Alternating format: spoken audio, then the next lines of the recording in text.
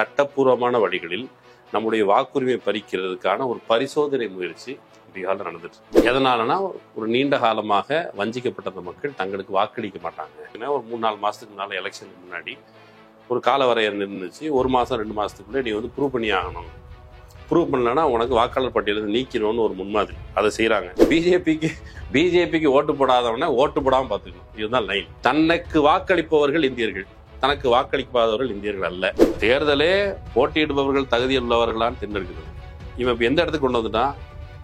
ஓட்டு போடுறதுக்கு உனக்கு என்னடா தகுதி இருக்குது, நீ தகுதி இருக்குன்னு ப்ரூவ் பண்ணுங்கிற இடத்துக்கு நரேஷனை கொண்டு வந்துட்டாங்க. Which is very very dangerous. 2019 தேர்தல் நடந்தது, நாடாளுமன்ற தேர்தல். அந்த சமயத்துல 4 கோடி இஸ்லாமியர்களுடைய பெயர்கள் வாக்காளர் பட்டியலில் கிடையாது. 2.8 கோடி பெண்கள் வாக்காளர் பட்டியலில் கிடையாது. 3 கோடி தலித்துகள் வாக்காளர் பட்டியலில் கிடையாது. 12 கோடி பேர் வாக்காளர் பட்டியலில் ஏற்கனவே இருந்த பட்டியலில் இல்லாம இருக்கிறாங்க. பிற்படுத்தப்பட்ட மக்கள், இஸ்லாமியர்கள், பட்டியல் சாதியினரை தன் பின்னால் வெகுவாக திரட்டி வைத்திருக்கிற லல்லு பிரசாத் யாதவ் ஜெயிக்கிற மாதிரி இருக்குன்னு பல்வேறு கணிப்புகள் வரும். லல்லு பிரசாத் யாதவ் ஜெயிக்க கூடாதுன்னா இவங்க ஓட்டு போடக்கூடாது. தமிழ்நாட்டுக்கும் இந்த ஆபத்து வர வாய்ப்பு இருக்குது. நாம் இன்னும் எச்சரிக்கையா இருக்கணும், இன்னும் பரப்புரை செய்யணும், மக்களை தயார்படுத்தணும். இதுதான். அரண் செய்திகளுக்கு வணக்கம். நான் மதன் நெறிவுலகன். இன்றைய நமது சிறப்பு விருந்தினர் தோழர் மகிழன் அவர்கள். நிறைய விஷயங்கள் வாதிக்க இருக்கிறோம், அவரை வரவேற்கலாம். வணக்கம் தோழர். வணக்கம். பீகார்ல ஓட்டுரிமையை பறிக்கிற வேலையை தேர்தல் கமிஷன் செய்யுது என்பதாக தொடர்ந்து விமர்சனங்கள் வருது. பலரும் பலவிதமா அதை சொல்றாங்க. அதுலயும் பிற்படுத்தப்பட்டோர், தலித்துகள், இஸ்லாமியர்களுடைய ஓட்டுகள் தான் பெரிய அளவுல அது மறுக்கப்படுது. அதுக்கேற்ப ஒரு திட்டத்தை கொண்டு வராங்க, ஒரு சதி என்பது போலெல்லாம் பேசப்படுது. உங்களுடைய பார்வை? ஆக்சுவலி பீகார்ல வாக்குரிமை பறிக்கப்படுகிறது அப்படின்னு பொதுவா நம்ம புரிஞ்சுக்கணும். அது அப்படித்தானா அப்படின்னு கேட்டா கொஞ்சம் அது தொடர்பாக ஒரு ஆய்வு பண்றதுக்கு, அது தொடர்பாக படிக்கும் பொழுது கிட்டத்தட்ட அப்படியே தான் தோணுது. அங்க இருக்கிற மக்களில் பெருவாரியான மக்கள், பார்ப்பன இந்த உயர் சாதிகள் தவிர்த்த மக்கள் பாஜகவுக்கு வாக்களிக்கிறதுல நீண்ட காலமாக அவருடைய மரபு அப்படிதான் இருக்குது. பிற்படுத்தப்பட்டவர்கள், பட்டியல் சாதிகள் ஒரு சில செக்ஷனை அந்த பக்கம் கூட்டு போன, அப்புறம் நிதிஷ்குமார் மாதிரியான அந்த மக்களை காட்டி கொடுக்குற அந்த பேர்வழிகள், இப்போ பஸ்வான் கட்சியை சேர்ந்தவர்கள், அவங்களாம் கொஞ்சம் தலித்துகளை, பிற்படுத்தப்பட்டவரை கொண்டு போனாலும் முழுக்க அந்த ஓட்டர் பேஸ் கன்வெர்ட் ஆகி அந்த பக்கம் போகலை. நிதிஷ்குமாரை இங்கே நம்ம ஊரில் எடப்பாடி வச்சிருக்கிற மாதிரி அங்கே வச்சிருக்கிறாங்க. இப்போ எலெக்ஷன் வருது. எலெக்ஷனுக்கு முன்னாடி பார்த்தீங்கன்னா ஒரு ஸ்டாட்டிஸ்டிக்ஸ் வெளியிடுறாங்க. அந்த சர்வே வந்துச்சுல்ல, காசு சர்வே வந்த உடனே என்ன பண்ணாங்க, அதில் கணிசமான மக்கள், பிற்படுத்தப்பட்ட மக்கள், பட்டியல் சாதிகள், அவங்க அந்த சைடு இருக்கிறாங்க, அவங்க பின்தங்கி இருக்கிறாங்கன்னு ஒரு ஸ்டாட்டிஸ்டிக்ஸ் வருது இல்லையா? இப்போ பின்தங்கி இருப்பவர்களுக்கு என்ன கொடுக்கணும் அப்படின்னா, அந்த மக்கள் நலன் சார்ந்த திட்டங்களை கொடுக்கணும், அவங்க மேலே உயர்த்துறதுக்கான திட்டங்கள் கொடுக்கணும், அவங்களுக்கு கல்வி அறிவு கொடுக்கணும், இந்த வேலைகளை செய்யணும். இந்த எலெக்ஷனை பொறுத்தளவுக்கு புரிஞ்சுக்கிட்டா அவங்களுக்கு போதுமான ஆவணங்களை கொடுக்கணும். ஆணவத்தோட அரசுகள் என்ன செய்யுதுன்னா, நீ உன்னோட டாக்குமெண்ட்டை கொடு. என்ன டாக்குமெண்ட் கொடுக்கணும்? எப்பா நீங்கள் எல்லாருக்கும் ஆதார் கொடுத்தீங்களே, ஆதார் கொடுத்தா போதுமா? பத்தாது. ஓட்டர் ஐடி அது பத்தாது. மற்றபடியான நீ ஆவணங்களை கொடுக்கணும் அப்படின்னு சொல்லி ஒரு ஆவணங்களுடைய தொகுப்பை சொல்லி அந்த பட்டியலில் இப்போ நீதிமன்றம் வரைக்கும் போய் நாங்கள் ஆதாரை சேர்த்துக்கல, அது பேர் என்னது, ஓட்டர் ஐடியை சேர்த்துக்கல அப்படின்னு சொல்லிட்டு மிச்சம் இருக்கிற ஆவணங்களுக்கு கிட்டத்தட்ட பிறப்பு சான்றிதழ் கொடுக்கணுமா? 2003க்கு பிறகு பதிவு செய்யப்பட்டவர்கள் பிறப்பு சான்றிதழ் கொடுக்கணும். அப்புறம் 2004 அந்த மாதிரி காலகட்டத்தில் இருக்கிறவங்க அவங்க அப்பா அம்மாவுடைய பிறப்பு சான்றிதழ் கொடுக்கணும்.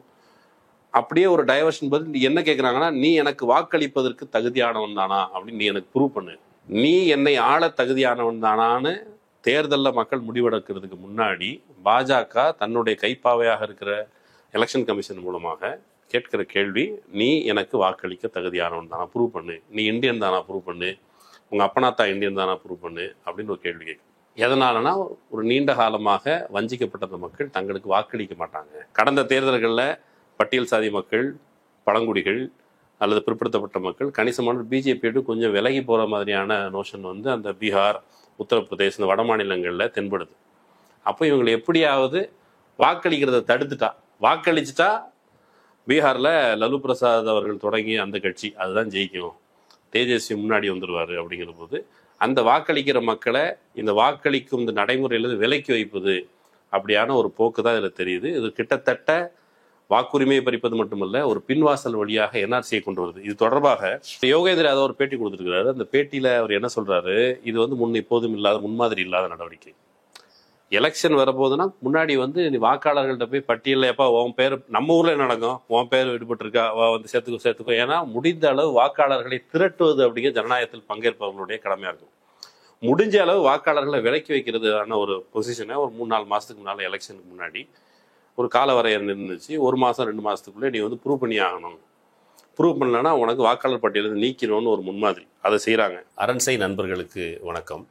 அரண்சை ஊடகம் சுயேட்சையாக இயங்குவதற்காகவே உருவாக்கப்பட்டது. நாம் செய்கிற வேலை உண்மையிலேயே மக்களுக்காக செய்கிறோம் என்பதை நீங்கள் நம்பினால், வாய்ப்பு இருந்தால் இந்த ரேசர் பே கியூஆர் கோடுக்குள்ளே நீங்கள் வந்து அதை ஸ்கேன் பண்ணி எங்களுக்கு உங்களால் இயன்றதை விருப்பம் இருந்தால் ஆதரவு தெரிவிக்கலாம். இன்னொன்று, ஒவ்வொரு வாக்காளரும் தன்னுடைய தகுதியை நிரூபிக்கணும். இப்போ வந்து ஆவணங்களை கொடுக்கிற அல்லது குடியுரிமையை உறுதி செய்கிற பொறுப்பு இருக்குல்ல, குடியுரிமை ஆவணங்களை உறுதி செய்கிற பொறுப்பு வந்து அரசுக்குரியது.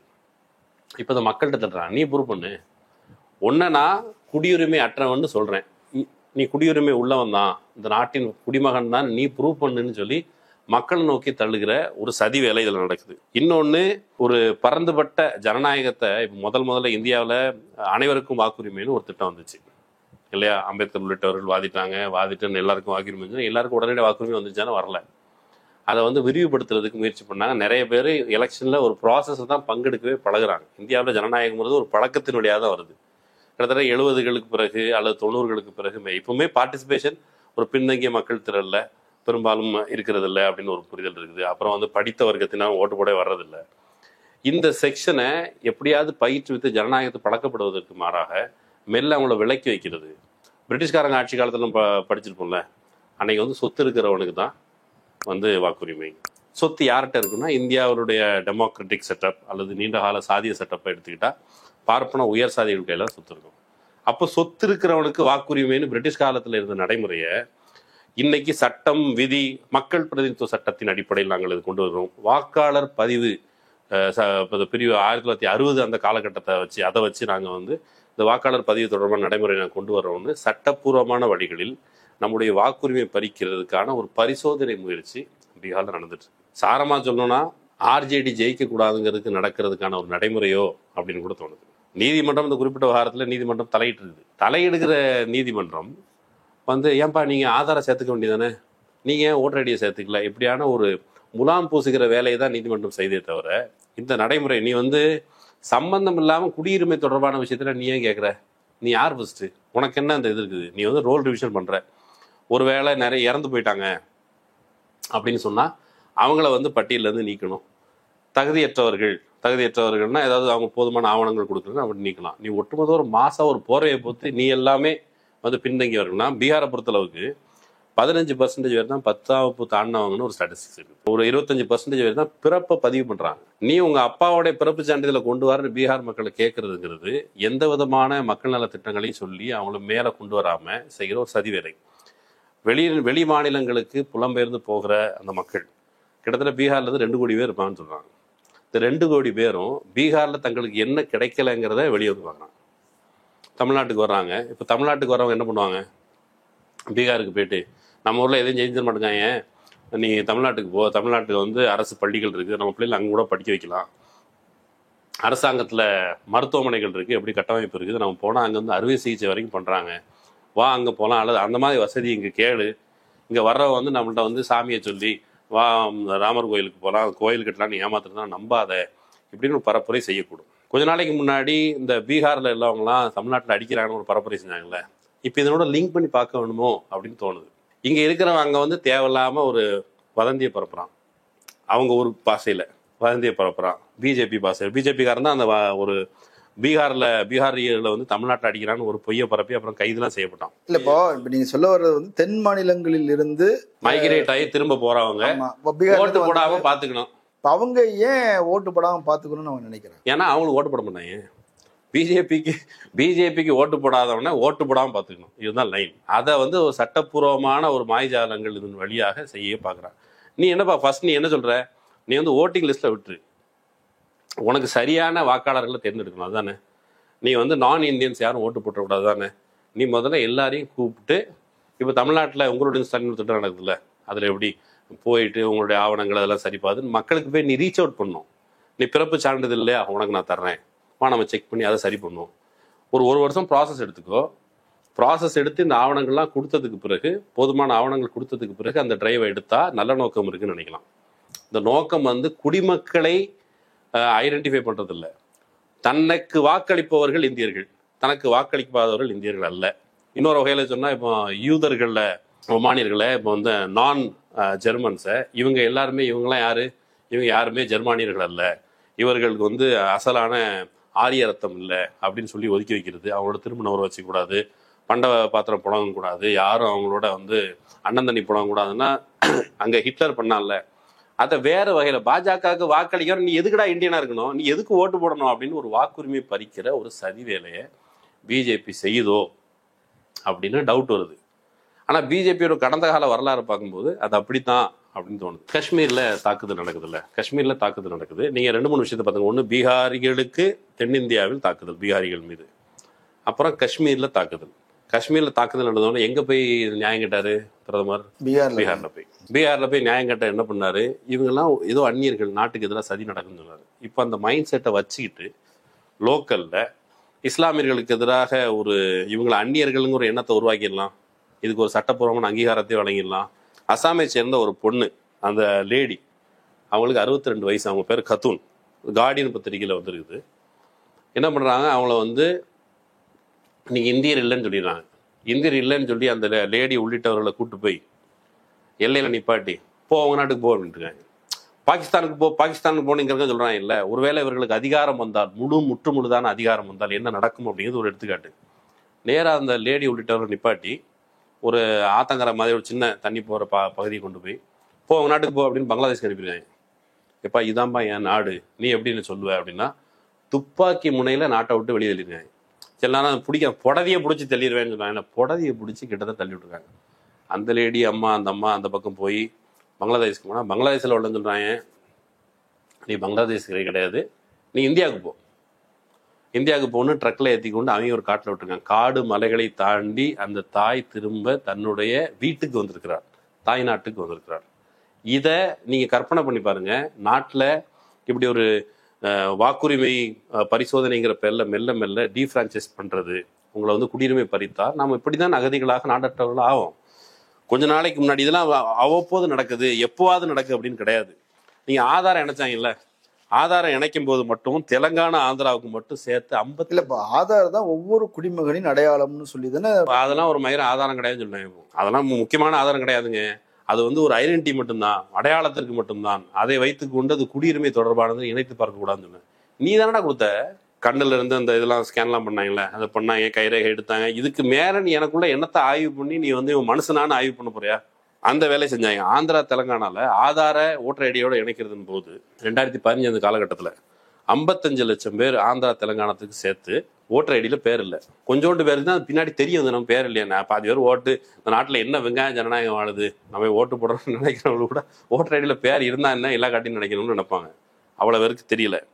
2019 நடத்தப்பட்ட ஆய்வு, அந்த 2019 தேர்தல் நடந்தது, நாடாளுமன்ற தேர்தல். அந்த சமயத்தில் 4 கோடி இஸ்லாமியர்களுடைய பெயர்கள் ஒரு ஆய்வு தெரிவிக்குது. 4 கோடி இஸ்லாமியர்கள் பேர் வாக்காளர் பட்டியலில் கிடையாது. 2.8 கோடி பெண்கள் வாக்காளர் பட்டியலில் கிடையாது. 3 கோடி தலித்துகள் வாக்காளர் பட்டியலில் கிடையாது. கிட்டத்தட்ட 12 கோடி பேர், இந்திய மக்கள் தொகையை பார்த்துக்காங்க, 12 கோடி பேர் வாக்காளர் பட்டியலில் ஏற்கனவே இருந்த பட்டியலில் இல்லாமல் இருக்கிறாங்க 2019 தேர்தலுக்கு முன்னாடி. இப்போ திரும்ப ஒரு தேர்தல் சமயத்தில் இவர்கள் திட்டமிட்டு இந்த மக்களை மெல்ல இந்த லைன்ல இருந்து வெளியே அப்புறப்படுத்துறது. இன்னொரு நபர் 1997 டவுட்ஃபுல் ஓட்டர், ஓட்டர் டிரைவ்னு இங்கே நடந்திருக்குது, அஸ்ஸாமில் நடந்துருச்சு. ஏதோ நடந்துருச்சு, அவரை வந்து ஏதோ பண்ணி வச்சிருக்கிறாங்க, அவருக்கு தெரியாது. அவர் பேர் வந்து புயான். அவர் 2011 தேர்தலில் தன்னுடைய ஜனநாயக கடமை நிறைவேற்றுவதற்கு பூத்துக்கு போயிருக்காரு. பூத்துக்கு போனால், நீ வந்து ஒரு டவுட்ஃபுல் ஓட்டர், உன் மேலே சந்தேகமாக இருக்குது, நீ வந்து வாக்காளர் கிடையாது, உன்னை டவுட்ஃபுல் ஓட்டர்னு முத்திரை குத்திச்சுன்னு வீட்டுக்கு அனுப்பிச்சிட்டாங்க. அவர் வந்து அங்கேருந்து நான் நடந்து வரும்போதே யோசிச்சுட்டு வர்றேன், ஏன் இப்படி பண்ணாங்க, நான் ஏன் தகுதியற்றவன், தேர்தலே போட்டியிடுபவர்கள் தகுதியுள்ளவர்களான்னு தேர்ந்தெடுக்கிறது. இவன் இப்போ எந்த இடத்துக்கு கொண்டு வந்துட்டான், ஓட்டு போடுறதுக்கு உனக்கு என்னடா தகுதி இருக்குது, நீ தகுதி இருக்குன்னு ப்ரூவ் பண்ணுங்கிற இடத்துக்கு நரேஷனை கொண்டு வந்துட்டாங்க. Which is very very dangerous. இதுக்கு முன்மாதிரிகள் இருக்குதா? நம்ம பாஜக வந்து பாஜகலாம் பயப்படாதீங்க, பாஜக நாங்களே இருந்து ஃபேஸ் பண்ணிடுவோம்லாம் சில கோஷ்டிகள் சொல்லுது. ஹிட்லர் இருக்கிறல்ல, நம்ம வழிகாட்டிகள், அந்த அவங்களுடைய வழிகாட்டிகள், வலதுசாரி ஃபேசிஸ்ட் வழிகாட்டி ஹிட்லருடைய ஆட்சியில் நியூரம்பர்க் லாஸ், அதன் அடிப்படை ரீச் குடியுரிமை சட்டத்தின் அடிப்படை ஜெர்மன் ரத்தம் உள்ளவர்கள் மட்டும்தான் குடியுரிமை பெற்றவர்கள்னு சொன்னாங்க. சொன்னதன் அடிப்படையில் அவருடைய வாக்குரிமை பறிக்கப்பட்டது. பொது அலுவலகங்களில் அவர்கள் பதவி வகிக்கும் உரிமை பறிக்கப்பட்டது. Law for the protection of German blood and honour. வேற ஒன்றும் இல்லை, சாதி மாதிரி நம்ம ஊரில் கல்யாணம் பண்ணிக்கூடாது சொல்கிறாங்கல்ல, அதே மாதிரி ஜெர்மானியர்கள் அல்லாதவர்களோடு நீங்கள் வந்து திருமண உறவு கொள்ளக்கூடாதுன்னு ஒரு சட்டம். குழந்தை பெற்றக்கூடாது, அப்படி குழந்தை பெற்ற அந்த குழந்தையோடைய நிலைமை, இப்படி இந்த வெறுப்பை பரப்பி பரப்பி பரப்பி கிட்டத்தட்ட 60 லட்சம் யூதர்கள் கொன்று குவிக்கப்பட்டார்கள். இது தென்னாப்பிரிக்காவில் நடந்து. தென்னாப்பிரிக்காவில் எப்போ நடக்குது? 1948 அந்த காலகட்டத்தில் சர்வதேச மனித உரிமை பிரகடனம் வந்து என்ன சொல்லுது? இனம், மதம், நம்பிக்கைகளின் அடிப்படையில் வாக்குரிமைகளை பறிப்பது அது மனித உரிமை மீறல் அப்படின்னு அதை சொல்லுது. அதே 1948 சவுத் ஆப்பிரிக்காவில் இனவரி ஆட்சி வருது. அவங்க என்ன சொல்கிறாங்க? வெள்ளையர் அல்லாத அந்த மக்கள் இருக்காங்களே, அவங்க தேர்தலில் போட்டியிடக்கூடாது. மெல்ல மெல்ல அந்த வாக்குரிமையை பறிச்சுட்டு அவங்க எலெக்ஷன்லேயே பங்கெடுக்காத நிலைமை ஆக்கிட்டாங்க. 94 தான் அவங்க எலெக்ஷன்லேயே பங்கெடுக்கிறது நீண்ட போராட்டம். நெல்சன் மண்டேலான்னு சொன்னால் அப்படி நீண்ட போராட்டத்திற்கு பிறகு தான் அவங்களுக்கு அந்த உரிமை கிடைக்குது. இப்போ நம்ம எந்த புள்ளியில் நிற்கிறோம்? அந்த பீகார் தேர்தலை ஒட்டி இந்த பரிசோதனையில் இருக்கிறோம்னா திரும்ப நாம் வந்து ரத்தம் சிந்தி வேர்வை சிந்தி இந்த அனைவருக்குமான வாக்குரிமை கிடைத்ததா அப்படின்னா இல்லைன்னு பொதுவாக சொல்லலாம். பிரிட்டிஷ் ஆட்சிக்கு எதிராக சிவில் உரிமை போராட்டத்திற்காக பல்வேறு மக்கள் நீண்ட காலமாக, ஒரு எடுத்துக்காட்டுக்கு நமக்கு எப்படி வாக்குரிமை கிடைச்சது அப்படின்னு சொன்னால் அம்பேத்கரை சொல்லலாம், ஐயா வழின்னு சொல்லலாம், நம்ம ஒரு ஐயா வைகுண்டரையும் சொல்லலாம். எப்படி ஐயா வைகுண்டர் எப்படி சொல்கிற? ஐயா வைகுண்டர் எனக்கு மரியாதை வேணும்னு கேட்டார் இல்லையா? அப்படி இப்போ பெரியார் கேட்டார், சுயமரியாதை இயக்கத்தவர்கள் கேட்டார்கள், இன்னும் பலர் எனக்கு மரியாதை வேணும்னு கேட்டாங்கல்ல. அந்த கேட்ட மரியாதை நட்பில் உனக்கு மரியாதை இருக்குது, நீ இந்த மனுஷனும் சமம், இங்கே பணக்காரன் ஏழெல்லாம் கிடையாது, எல்லாருக்கும் வாக்குரிமைங்கிறது அந்த அடிப்படையில் தான் வருது. அப்போ நீண்ட காலம் போராடி நம்ம பெற்ற உரிமை, அந்த உரிமையை இன்னைக்கு வந்து பறிக்கிறதுக்கு வர்றான். வழக்கமாக எலெக்ஷன் சமயத்தில் வந்து எல்லாரும் பரப்புரை செய்வாங்களே, ஓட்டு போடுவது உங்களுடைய உரிமை, ஓட்டு போடுவது உங்களுடைய கடமை.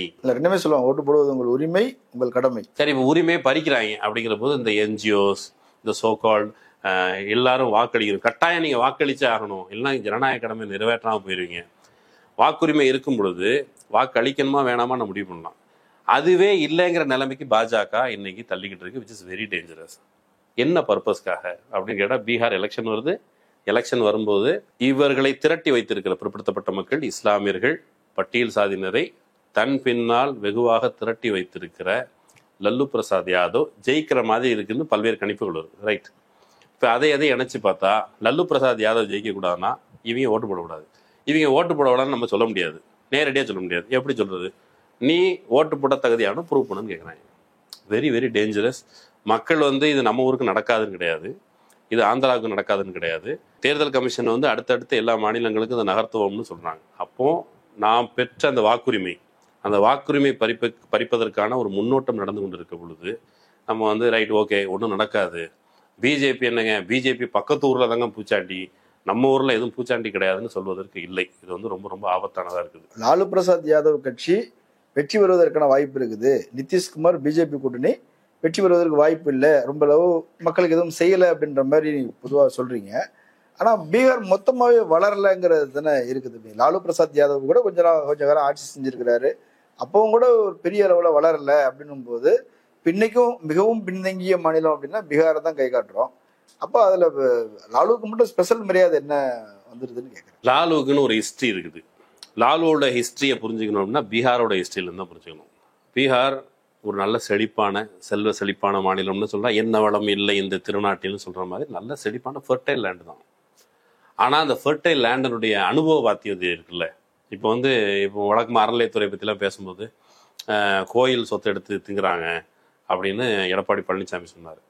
அந்த ஊரில் இருக்க சொத்து, அது கோயில் சொத்தோ மக்கள் சொத்தோ இயற்கையாக இருக்கிற வளங்கள், விவசாய நிலங்கள், அதிலிருந்து உற்பத்தி ஆகிற பொருட்கள் எல்லாத்தையுமே நீண்ட காலமாக பார்ப்பன உயர் சாதிகள் மட்டுமே அனுபவித்து வந்தார்கள். இது இந்தியா முழுக்க அதான கதையாக இருந்தது. விடுதலை கிடைக்கும் போது நம்மகிட்ட என்ன சொன்னாங்க? விடுதலை கிடைச்சதா உங்களுக்கு எல்லா சம உரிமையும் கிடைச்சிடும் அப்படின்னு சொன்னாங்க. இந்த விடுதலை கிடைச்சது, ஆனால் விடுதலை நம்ம கைகளுக்கு வந்து சேரலை. அது பீகார் மக்களுக்கு குறிப்பாக போய் சேரவே இல்லை. அங்கே என்ன பண்ணாங்க? 1950 வாக்கில் நில உச்சவரம்பு சட்டம், நில சீர்திருத்த சட்டம் வருது, ஜமீன் ஒழிப்பு சட்டம்லாம் வருது. ஆனால் என்ன நடந்துச்சு கேட்டால், அங்கே இருக்கிற பண்ணையார்கள் மேலே பெரிய நடவடிக்கை எடுக்காத ஒன்று பார்த்து கொண்டது. யார் பார்த்து கொண்டா? இன்னைக்கெல்லாம் சர்ச்சா பெற்றுக்கல காங்கிரஸில் எவ்வளோ பெரிய தியாகி தெரியுமா காமராஜர் சரி, ஓகே, காமராஜர் மேலே நமக்கு நன்மதிப்பு இருக்குது. காமராஜர் வந்து தமிழ்நாட்டு மக்களுடைய வாழ்க்கையில் அடுத்த கட்டமாக கல்வி உரிமை சார்ந்த விஷயங்களில் அவருடைய பங்களிப்பு இருக்குது. இதெல்லாம் அதில் வந்து நமக்கு டவுட்லாம் இல்லை. ஆனால் அவர் சார்ந்திருந்த கட்சி இருக்குல்ல, அது என்ன செஞ்சது அப்படிங்கிறத இந்தியா முழுக்க ஆய்வு பண்ணி மற்றவங்க பார்க்கட்டும். இன்னைக்கு சப்ஜெக்டுக்குள்ள காங்கிரஸை பொறுத்தளவு காங்கிரஸ் 1950 பின்னாடி 67 வரைக்கும், அல்லது முற்றுமுழுதாக காங்கிரஸ் அங்கே வந்து கிட்டத்தட்ட பலவீனம் அடைகிற வரைக்கும் அவங்க வந்து ஒரு பண்ணையார்கள் கட்சியாக தான் இருந்தாங்க. முழுக்க முழுக்க பண்ணையார்கள் கட்சி. பண்ணையார்களுக்கு சட்டம் கொண்டு வந்துடுவாங்க மேலே ஒன்றியத்தில், ஆனால் இங்கே வந்து நடைமுறைப்படுத்துறது நடக்கவே செய்யாது. பண்ணையார்கள் ஆதிக்கம் செழித்து ஓங்கியது. 1960 காலகட்டத்தில் தமிழ்நாட்டுடைய தனிநபர் வருமானம் இருக்குல்ல, அது 492 ரூபாய். தேசிய சராசரியில் இந்தியாவில் இருக்க தனிநபர் வருமானத்துடைய சராசரி வந்து 450 ரூபாய். பீகாருடைய தனிநபர் வருமானம் 310, ரொம்ப பின்னாடி இல்லை, 317 ரூபா. 450 310 ரொம்ப பின்னாடி இல்லை, ஒரு 100 ரூபா அந்த மாதிரி தானே. ஆனால் அவங்க வந்து பக்கத்தில் தான் இருக்காங்க, ரொம்ப பின்தங்கி இல்லை. ஆனால் இப்போ என்ன ஆயிடுச்சு, 2023-24 தமிழ்நாட்டுடைய தனிநபர் வருமானம் சராசரி 2,75,029 ரூபா.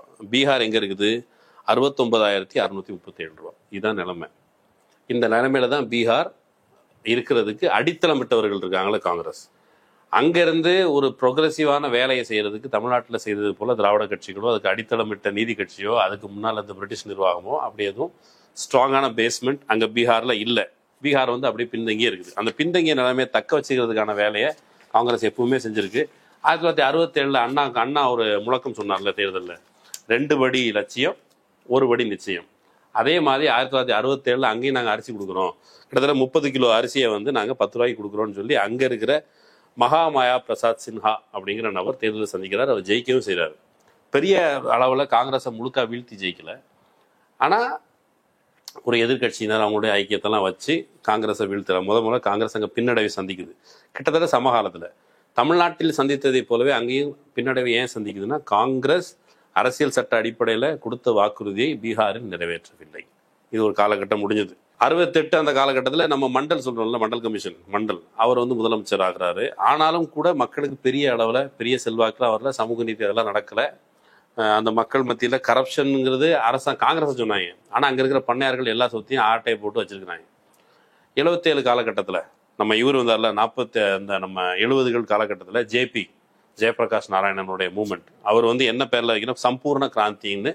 சம்பூர்ண கிராந்தினா புரட்சி, சம்பூர்ண அவங்களுக்கு தெரியும், முழுமையான புரட்சி, முழுமையான புரட்சின்னு சொல்லி அவர் ஒன்று மூமெண்ட் எடுக்கிறாரு.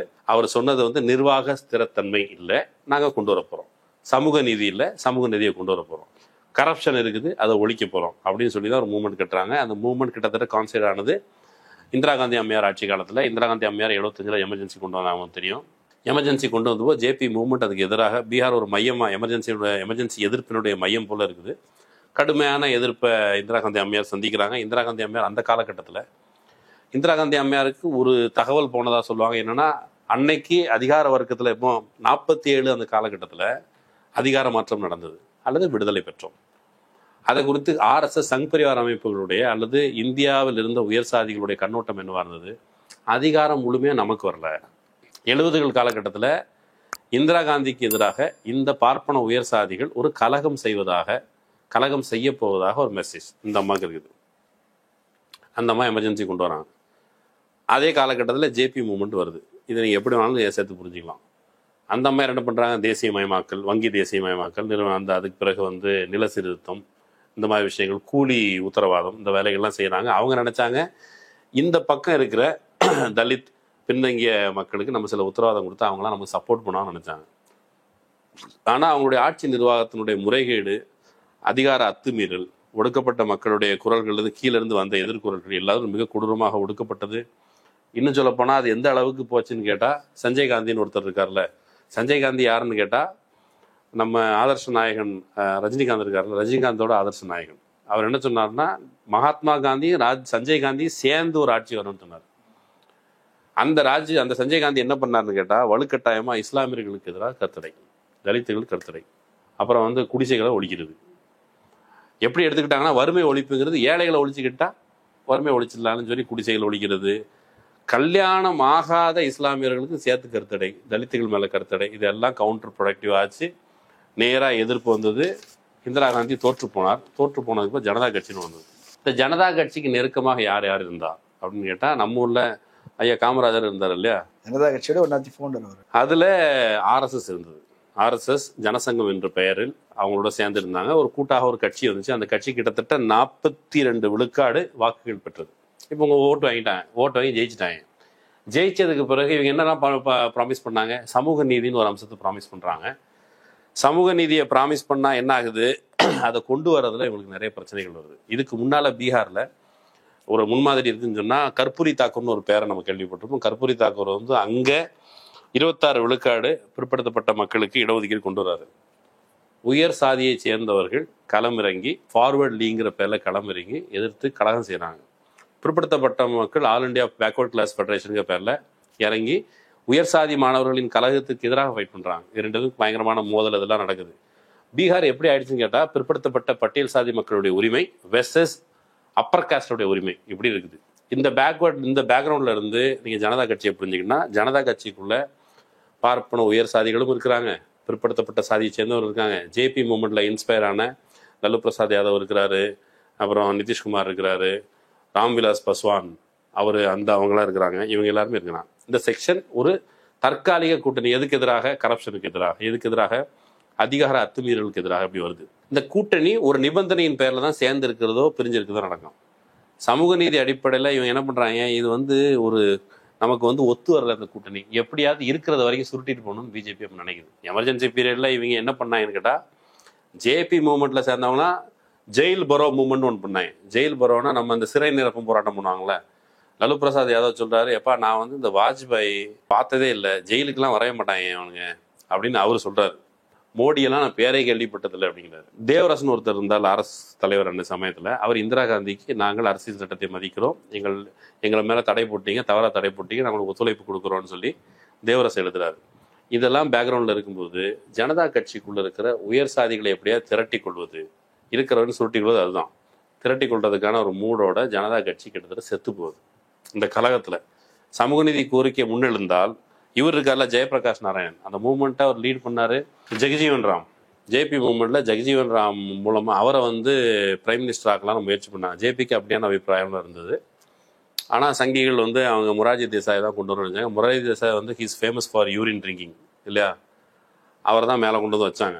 ஆனால் ஜெகஜீவன் இவர் ஜெயபிரகாஷ் நாராயணுக்கு இன்னொன்று என்னதுன்னு கேட்டால், இடஒதுக்கீட்டை பொறுத்த மட்டில் பிற்படுத்தப்பட்ட மக்களில் இருக்கிற பின்தங்கியவர்களுக்கு அவனுக்கு மட்டும் கொடுங்க, எல்லாருக்கும் இடஒதுக்கீடு கொடுக்காதீங்க, சாதி பிரச்சனை வந்துடும். சமூக நீதியை கொண்டு வருவான்னு சொல்றவருக்கு பிற்படுத்தப்பட்ட மக்களுக்கு இடஒதுக்கீடு கொடுக்கணும்னு சொல்லும்போது அவருக்கு வந்து அது ஏதோ ஒரு அசூயா இருந்தது. அப்போ சமூக நீதி அடிப்படையில் அவரால் உறுதிப்பட்ட ஒரு நடவடிக்கை எடுக்க முடியல. ஆனா அதுல இருந்து வந்த பாருங்க ஃபேக்ஷனா பிரிஞ்சு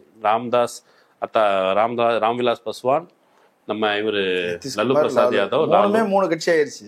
இவங்க இப்படி வெளியே வந்துடுறாங்க. அவனுக்கு என்ன பண்ணிட்டாங்க? பிஜேபிக்காரங்க ஜனதா கட்சியிலேருந்து கரெக்டாக இந்த ஃபார்வேர்டு லீக் சார்ந்த முற்பட்ட சாதிகள் எல்லாத்தையும் திரட்டிட்டு வெளியே வந்துட்டாங்க. ஃபர்ஸ்ட் டோக்கன் அங்கே வந்து உண்டியல் போட்டு வெளியே வந்துட்டாங்க. அதுக்கு பிறகு மேல இப்போ மக்கள் மத்தியில் ஏற்கனவே ஜனதா கட்சி அந்த ப்ராமிஸ் அதெல்லாம் பெரிய அளவு நிறைவேற்றப்படலை. மக்கள் மத்தியில் ஒரு கலகம் நிலவுது. அதில் நம்ம வந்து முக்கியமாக கவனிக்க வேண்டிய ஒரு தலைவர், கும்மிடிப்பூடியை தாண்டா நம்மளை வந்து திராவிட இயக்கத்தை தெரியாதுன்னு சொல்லுவாங்கல்ல, லோகியா வந்து இங்கே வந்து பேசியிருக்காரு பெரியார்கிட்ட, சரியா? இங்கே வந்து பேசியிருக்கிறார். அதில் முக்கியமான அந்த லோகியா வகைப்பட்ட ஒரு சோசியலிஸ்ட், அவரை வந்து பீகாரின் லெனின்னு சொல்லுவாங்க. அவர் பேர் வந்து ஜக்தேவ் பிரசாத். அவர் வந்து பெரியாருடைய சுயமரியாதை இயக்கத்தால் ஈர்க்கப்பட்டவர்.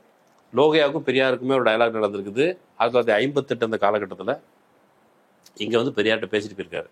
அவர் கேட்டது, நீங்கள் பிராமின்ஸை அடிக்காதீங்க. அவர் பெரியார் சொல்றார், பிராமின்ஸை நான் அடிக்கவே இல்லைப்பா, வன்முறை பாதையில எனக்கு நம்பிக்கை இல்லை அப்படிலாம் பெரியார் சொல்றாரு. ஆனால் இந்த உயர் சாதிகளுடைய ஆதிக்கம் குறித்து நீங்கள் ஒரு முடிவுக்கு வாங்க அப்படின்னு ஒரு டயலாக் நடக்குது. அப்படி அந்த மூமெண்ட்ல இருந்து வெளியே வந்து அவர் வந்து சம்யுக்த சோசியலிஸ்ட் பார்ட்டி அப்படிங்கிற கட்சியிலிருந்து வெளியே வந்து சோஷித் சமாஜ் தள் அப்படின்னா ஒடுக்கப்பட்ட மக்கள் கட்சி அப்படி ஒரு கட்சியை தொடங்குறாரு. அந்த கட்சிக்கு நிறைய முழக்கம் இருந்தது. அந்த முழக்கத்தை நான் நேராக படிச்சே சொல்றேன். ஹம் 90% அப்படின்னா நாங்கள் 90 விழுக்காட்டினர், 10% பர் ராஜ் கரேங்கே அப்படின்னா அந்த 10 விழுக்காட்டினர் இருக்காங்க இல்ல, அவங்க மேல நாங்க எங்களுடைய ராஜேந்திரன் தான் நடக்கும் அப்படின்னு சொல்றாரு. ஜோ ஜமீன் கோ ஜீத்தேகா வஹி ஜமீன், ஜோ ஜமீன் கோ ஜோத்தேகா வஹி ஜமீன் கா மாலிக் ஹோகா. யாரு மண்ணை வந்து உழுறானோ அவனுக்கு தான்டா அந்த மண்ணில் உரிமை இருக்கும். அவன் தான் அந்த அந்த மண்ணினுடைய உரிமையாளர், ஓனர் அவர் தான். ஜோ கேத் கோ ஜோத்தே வஹி காயே நை தோ ஆக் மே ஜல் ஜாயே. எவன் உழுதானோ அவனுக்கு தான் பயிர் கிடைக்கணும், இல்லைன்னா அந்த பயிரே அழிஞ்சு போய் இந்த ஊரை அந்த அந்த வயல்வெளியே எரிஞ்சு போனாதான் என்ன அப்படின்னு கேட்கிறார். ஹர் ஹாத் கோ காம் தோ நை தோ கத்தி சோடுதோ. எல்லா கைகளுக்கும், உழைக்கும் கைகள் அனைவருக்கும் வேலை கொடு, இல்லைன்னா பவரை விட்டு வெளியே போ. ஊச்சி ஜாதிகா சாசன் நஹி சலேகா நஹி சலேகா. உயர் சாதிகளின் சர்வாதிகாரம் அல்லது ஆதிக்கம், அதிகாரம் நடக்காது. சோஷித்தோக்கா ராஜ் லானா ஹே, பூஞ்சிபத்தி சாமந்தோக்கா பகானா ஹே. ஒடுக்கப்பட்ட மக்களுடைய ராஜ்யத்தை கொண்டு வா. முதலாளித்துவாதிகள், நிலவுடைமை பேர்வழிகள், பண்ணையார்கள் அவங்களெல்லாம் துரத்தி விடு. இப்படி வச்சு ஒரு வேலை பார்க்குறாரு. அவர் பின்னால் ஜேபி மூமெண்ட்டில் ஒரு மூமெண்ட் நடக்கும்போது ஒரு பேரணியில் போகும்போது அவரை வந்து மர்மமான முறையில் அவர் கொலை செய்யப்படுகிறார். இது ஒன்று நடக்குது. ஒடுக்கப்பட்ட மக்களுடைய குரல்கள் அங்கங்கே முனகலாக கேட்காலும் நிறைவேற்றப்படலை. திரும்ப நிறைவேற்றப்படலைங்கிற போது அவங்க என்ன பண்ணுறாங்க, சின்ன சின்ன குரல்கள் வந்தாலும் ஒடுக்கிறதுக்கு அப்பர் காஸ்ட்னு சொன்னால் நம்ம ஊரில் இருக்கிறது எல்லாருக்குமே, ஒரு பிற்படுத்தப்பட்ட மக்கள் பிரிவினரில் இருக்கிறவங்களுக்கு பல பேருக்கு நாங்களும் வசந்த ஜாதின்னு தான் தோணும். சரி, ஓகே, தட்ஸ் அக்செப்டபிள். ஆனால் இன்னொரு பக்கம் உண்மையிலேயே சாதி, அதனுடைய அதிகாரம், நில உடைமை இதெல்லாம் வச்சுக்கிட்டு மேலே உட்காந்துருக்காங்க. அவன் தான் இந்தியா அந்த செட்டப்பை பொறுத்த அளவுக்கு அந்த ஏணியில் மேல் படியில் உட்காந்துருக்காங்க. அவனுக்கு என்ன பண்ணாங்க, அது வந்து பீகார் ஒரு சாம்பிள். சமீபத்தில் ஒரு டீ கடையில் போய் பேசிட்டு இருந்தேன். பீகாரில் நீங்கள் யார் அப்படி சும்மா பேசிகிட்டு இருக்கு. அவர் சொன்னார், நான் மீனவர், நாங்கள் கீழ் ஜாதி அப்படின்னு சொன்னார். இது நம்ம ஊரில் எந்த ஜாதிலையும் இது கேட்காத இப்படி யாருமே சொல்ல மாட்டாங்கல்ல, நாங்கள் கீழ் ஜாதிங்க அப்படின்ட்டு அப்படி சொல்ல மாட்டாங்க. அந்த அளவுக்கு சாதி கட்டுமானம் வந்து அவ்வளோ அழுத்தமாக இருக்குது, இயல்பாக ஏற்றுக்கொள்ளும் விதமாக இருக்குது, அப்படி இருக்குது. ஆனால் நம்ம ஊரில் கிடையாது அந்த அளவுக்கு ஒடுக்குமுறை. அப்படி யாராவது சின்ன முனகள் செஞ்சாலும் அதை தடுக்கிறதுக்கு நான் உருவாக்கி வச்சிருந்த ஒரு படை, சட்டவிரோதமான படை. அந்த படையின் பெயர் ரன்வீர் சேனா. நம்ம கேள்விப்பட்டிருப்போம். அந்த ரன்வீர் சேனா வந்து நம்ம ஊரில் வந்து அட்டூழியம் பண்ணிட்டு இருக்க RN ரவியினுடைய சாதியை சேர்ந்த பூமிஹார் லேண்ட்லார்ட்ஸ் அவங்க கிரியேட் பண்ண ஒரு அமைப்பின் பேர் ரன்வீர் சேனா. அதுக்கு எதிராக மக்கள் அங்கங்கே கொஞ்சம் கொஞ்சமாக போராடிக்கிட்டு இருந்தால் பாருங்க, இவரை வந்து கொண்டுட்டாங்க. அப்போது அங்கேருந்து எம்எல் மூமெண்ட்ஸ் வருது, MCC கம்யூனிஸ்ட் சென்டர் அவங்க ஃபைட் பண்ணுறாங்க. இப்படியான அமைப்புகளுக்கு மக்கள் போகிறாங்க. போகும் பொழுது எதிர்த்தாக்குதல் நடத்துகிற வேலைகளும் நடக்குது. அதுக்கு முன்னால் ஒரு பெரிய மெசாக்கர் அவங்க பண்ணுறாங்க. 1996 11 ஜூலை பத்தானி தோலாங்கிற இடத்துல பண்ணையாறுகளுக்கு எதிரான நடவடிக்கைகள் எடுக்கிற நக்சலைட்டுகளுக்கு ஆதரவாக இருக்கிறாங்கன்னு சொல்லி 21 பேர், பெண்கள், குழந்தைகள் உள்ளிட்டவர்கள் கொடூரமான முறையில் இந்த ரன்வீர் சேனாங்கிற படை கொன்று குவிக்குது. பார்ப்பன உயர் சாதி படை. பீகார்ல இருந்து வந்துட்டு நம்ம ஊர்ல பாண்டே, உங்க ஊர் நீங்க திருத்த மாட்டீங்களா அப்படின்னு பீகார்ல இருந்து அந்த பாண்டே கேட்கிறாரு. பீகார்ல இருந்து வந்துட்டு RN ரவி கேட்கிறாரு, உங்க ஊர்ல போய் கேளுங்கடா அப்படின்னு சாதாரண கேள்வி வரும்ல.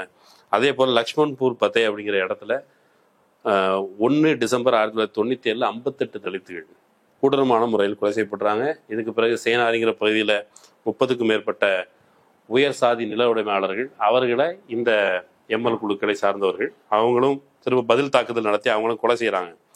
இந்த ஒடுக்குமுறைகள் மாறி மாறி நடந்துட்டு இருக்குது.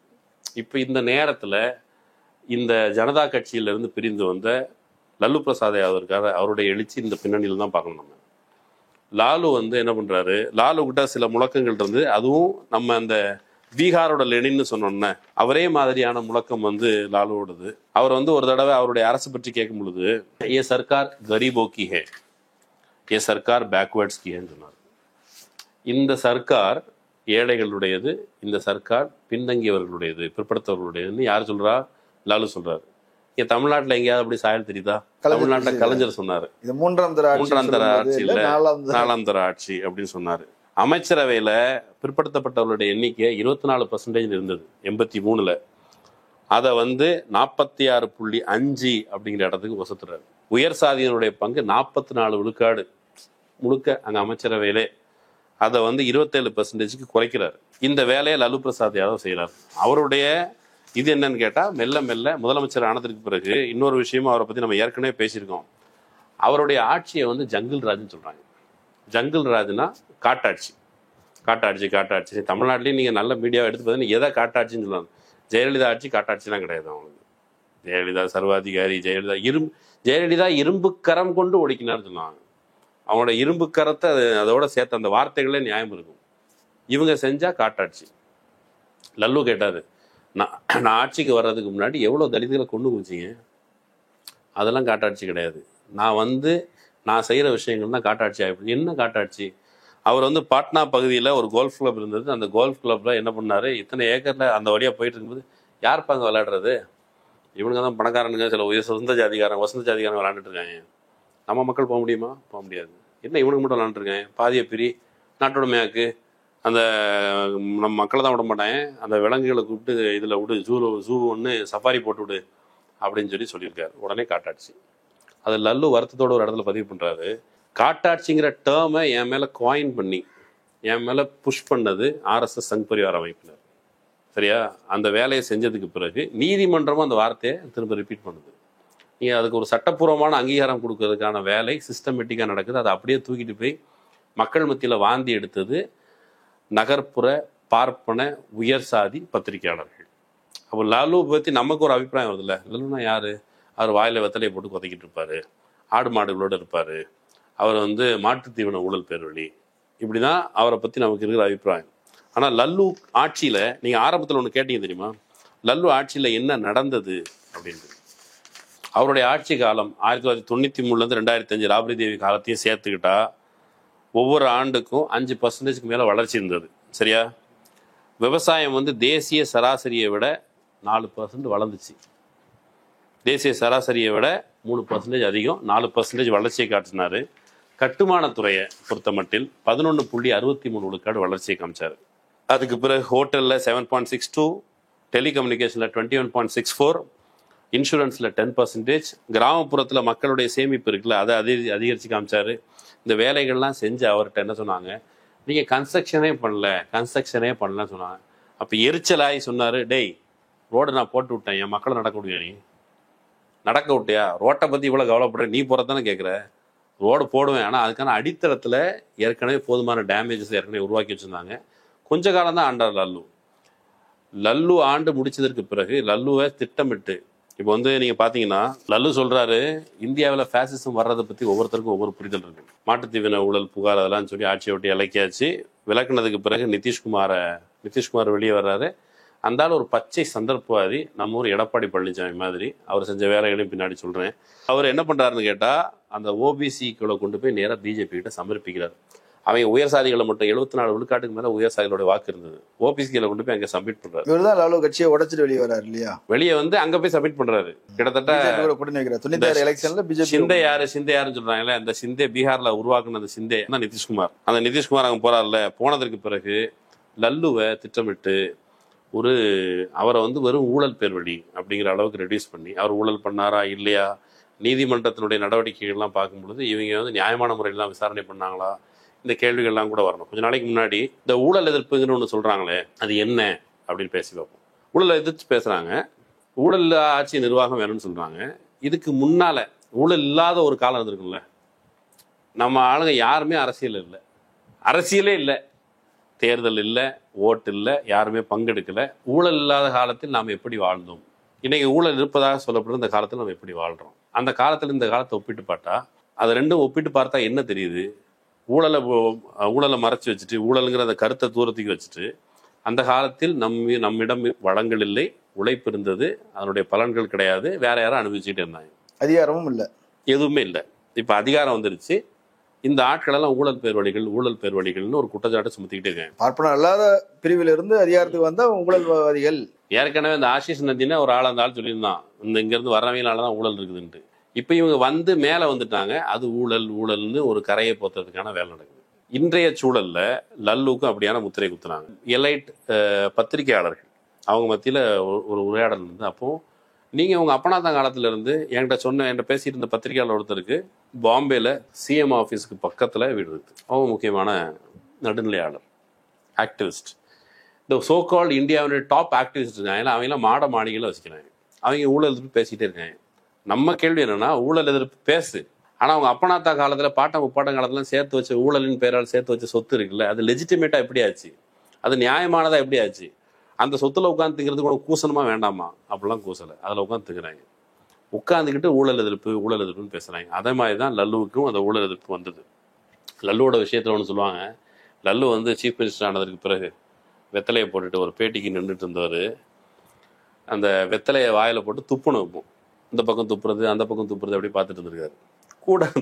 கூட இருந்த செக்ரட்டரி, அவர் பார்ப்பனர், அவர் வந்து அவரை பார்த்துட்டு துப்புறதுக்கு ட்ரை பண்ணுறாரு, துப்பலை. அப்போ அவன் வந்து ஒரு சொம்பு எடுத்துகிட்டு வந்திருக்கான், அதில் துப்பியிருக்கிறார். இப்போ இதுக்கு காண்டு இருக்கும்ல, நீண்ட கால காண்டு. நான் வந்து ஒருத்தரை ஒரு டெல்லியில் ஒரு பத்திரிக்கையாளர் அனுபவத்தை சொன்னார்.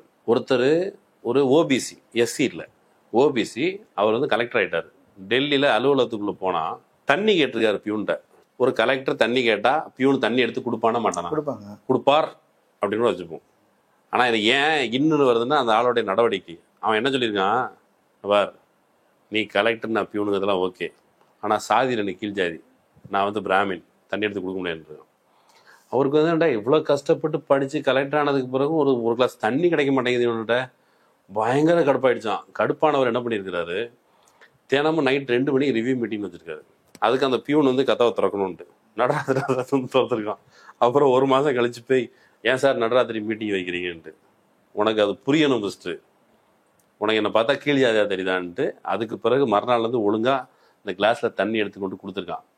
அப்போ அவர் சொன்னாராம், நான் ஐஏஎஸ் படித்த போது கூட இவ்வளோ சந்தோஷப்படலை, இந்த ஒரு கிளாஸ் தண்ணி வாங்கி குடிச்சேன்ல, அந்த சுயமரியாதைக்கான போராட்டம்.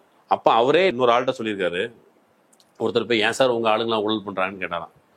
அதுக்கு சொன்னாராம், இத்தனை ஆண்டுகாலம் நீங்கள் சேர்த்து வச்சிங்களே, அதுக்கு கவுண்டர் ஒன்று இருக்குது, நீங்கள் சொத்தெல்லாம் களைச்சி போட்டுருங்க, முதல்ல இருந்து தொடங்கும், ஊழல் எதிர்ப்பு அப்பவும் பேசுவோம். நீங்கள் வந்து அது ஒரு கிரிக்கெட் கிரவுண்டில் போயிட்டு நீங்கள் கோல் அடிக்கலன்னு கேட்குறீங்க.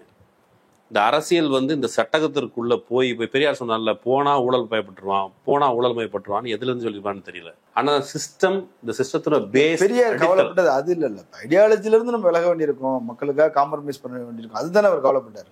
காம்ப்ரமைஸ் பண்ண வேண்டியதான் இருக்கும். நீ அவங்ககிட்ட போய் ஓட்டு வாங்கணும். அந்த மக்கள் வந்து எந்த அளவுக்கு அவங்களுடைய அரசியல் மட்டம் என்ன, அவங்க அரசியல் மட்டம் உயர்றது வரைக்கும் நீங்க தேர்தல் பங்கேற்பு தள்ளி. ஆர்எஸ்எஸ்க்கு அந்த புரிதல் இருந்திருக்குது. ஐடியாலஜிக்கல ஒரு அமைப்பையும் வச்சுக்கிட்டு தேர்தல் அரசியலுக்குன்னு ஒரு கட்சியும் செஞ்சிருக்கிறாங்க. அதனாலதான் நம்ம அப்படி செய்யல. இந்த பின்னணியில இருந்து லல்லுவை பார்க்கும்போது, லல்லுவை வந்து மாட்டுத்தீவன ஊழலுக்கு உறுதி போட்டாங்க. அது எப்ப நடக்குது, 2013. இதுக்கு முன்னால என்ன நடந்திருக்குது, 2012. 2012 அந்த நாட்டின் மகான், காந்திக்கு முன்னாடியே ராட்டை சுத்தினவர், காந்திக்கு முன்னாடியே கதராடை உடுத்தினவர் மோடி, அவரை வந்து உத்தமர் அப்படின்னு சொல்லி உச்சநீதிமன்றத்து சிறப்பு புலனாய்வு குழு அவரை விடுவிக்குது. லல்லு சொல்றாரு, என்னைய உள்ள வச்சுட்டு மோடி வெளியே இருந்தாரு. இதை எந்த பின்னணியிலிருந்து புரிஞ்சுக்கணும், அத்வானி ரத யாத்திரைன்னு போகும் பொழுது தமிழ்நாட்டில் வந்து லல்லு சொல்லிட்டு போனாரு, என் ஊருக்குள்ள வந்தா அத்வானியை கைது செய்வேன்னு சொல்லிட்டு போனது தமிழ்நாட்டில் தான். அதே மாதிரி அத்வானியை கைது பண்ணி உள்ள வச்சாரு. இது அவங்களுக்கு நீண்ட காலமா கடுப்பு இருந்தது. இவன் வந்து பெரிய தொண்டையில சிக்கின முள்ளு மாதிரி இருக்கிறான் அப்படிங்கிற போது லல்லுவை எப்படியாவது முடக்கணும் அப்படின்னு சொன்னாங்க. லல்லு வளர்ச்சியை காமிச்சிருக்கிறாரு.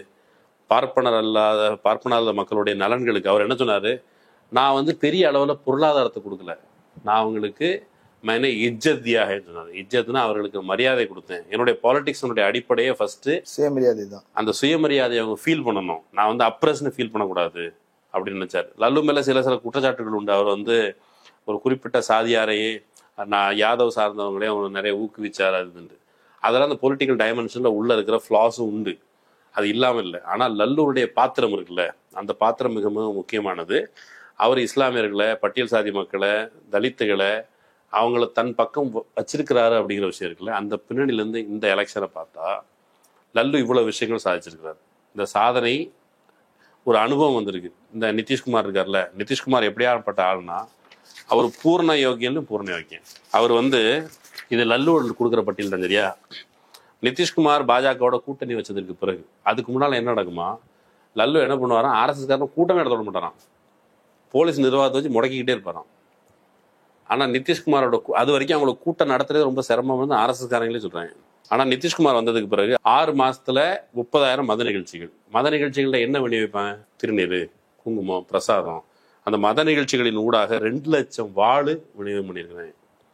2014 78% உயர் சாதியினர் பிஜேபிக்கு வாக்களிக்கிறத உறுதி பண்ணியிருக்கிறார் நம்ம ஆள்.